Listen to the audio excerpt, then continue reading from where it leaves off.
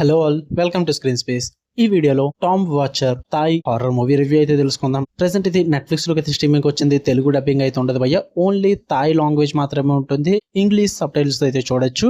Movie duration అయితే 1 hour 31 minutes అయితే ఉంటుంది. స్టోరీ ప్లాట్ విషయానికి వచ్చేస్తే మెయిన్ లీడ్ పర్సన్ యొక్క తన వెల్తీ వైఫ్ అయితే చనిపోవడం అయితే జరుగుతుంది అనమాట.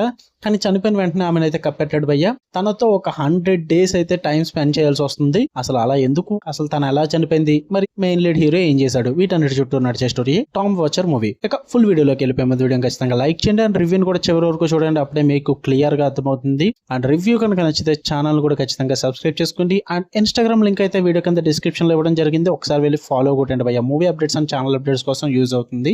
ఇక ఈ మూవీ విషయానికి వచ్చేస్తే ఫస్ట్ థింగ్స్ ఫస్ట్, నాకేం నచ్చలేదు భయ్య. నాకు ఎక్కడ కూడా వర్కౌట్ అవ్వలేదు మూవీ అన్నది. త్రూ అవుట్ ద మూవీ ఇది బాగుందని చెప్పడం కూడా ఏం లేదు. చాలా రొటీన్ గా, రెగ్యులర్ గా ఎప్పుడు చూసి అదే రొటీన్ హారర్ మూవీ అయితే ప్రెజెంట్ చేయడం అయితే జరిగింది. థాయ్ మూవీ కదా, ఏదో ఒక కొంచెం కాన్సెప్ట్ అన్న డిఫరెంట్ ఉంటుందని అయితే ఎక్స్పెక్ట్ చేసా. బట్ కాన్సెప్ట్ కూడా డిఫరెంట్ గా లేదు భయ్య. చాలా రొటీన్ కాన్సెప్ట్ అనమాట. జస్ట్ డెడ్ బాడీతో 100 days స్పెండ్ చేయడం అన్న ఒక్కటే కాన్సెప్ట్ డిఫరెంట్. బట్ దాన్ని సరిగ్గా యూజ్ కూడా చేసుకోలేదు వీళ్ళు. అసలు ఒక చిన్న కాన్ఫ్లిక్ట్ లా ఉంటుంది అంతే. మూవీ మొత్తం కూడా వేరే స్టోరీ మొత్తం నడుస్తుంటుంది. ఆ స్టోరీ అయితే చాలా ప్రిడిక్టబుల్ స్టోరీ లైన్ భయ్య. మీకు స్టార్టింగ్ అర్థమైపోద్ది ఏం జరగబోతుంది ఏంటని చెప్పేసి. ఇంకా త్రూ అవుట్ ద మూవీ ఏదన్నా జంప్ స్కేర్స్ అన్న ఉన్నాయంటే అస్సలు పేరుకే horror movie, but jump scares అయితే అస్సలు వర్కౌట్ అవ్వు. అప్పుడప్పుడు నైట్ దయ్యం వస్తుంటుంది, వెళ్ళిపోతుంటుంది, ఇంతే.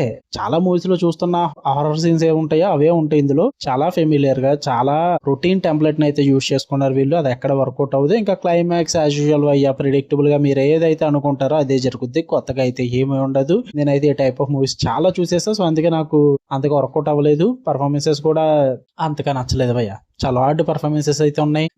టెక్నికల్ ఆస్పెక్ట్స్ కొంచెం బాగున్నాయి అంతే. సినిమాటోగ్రఫీ వైజ్ అయితే విజువల్స్ కూడా బాగానే అనిపించాయి. ఇంకా జంప్ స్కేర్స్ పరంగా గానీ, థ్రిల్లింగ్ ఎలిమెంట్స్ పరంగా గానీ, కొన్ని సస్పెన్స్ పరంగా గానీ, లేదా ఫైనల్ స్టోరీ లైన్ పరంగా అన్నా గానీ ఏది కూడా వర్కౌట్ అవ్వలేదు భయ్య. జస్ట్ వాళ్ళు తీసుకున్న ఒక్క కాన్ఫ్లిక్ట్ 100 days స్పెండ్ చేయడం అన్నది ఒక్కటే బాగుంది. కానీ దాన్ని అసలు యూజే చేసుకోరు. జస్ట్ అలా ప్రెజెంట్ చేసి వదిలేస్తారు అంతే. ఓవరాల్ గా చెప్పాలంటే నాకైతే నచ్చలేదు. మీరు చూద్దాం అనుకుంటే నెట్ఫ్లిక్స్ లో ఉంది, తెలుగు డబ్బింగ్ ఉండదు. ఫ్యామిలీతో కూడా నాట్ రికమెండెడ్ భయ్య. అంటే ఫుల్ న్యూడిటీ లాంటిది లేదు, కానీ కిస్సింగ్ సీన్స్ ఉంటాయి, ఇంటిమేషన్ సీన్స్ జరుగుతున్నట్టుగా చూపిస్తారు. మరి అవి చూస్తుంటే ఇబ్బంది పడేలాగా అయితే ఉంటాయి. మీకు సెమీ న్యూడిటీ కూడా ఉంటుంది.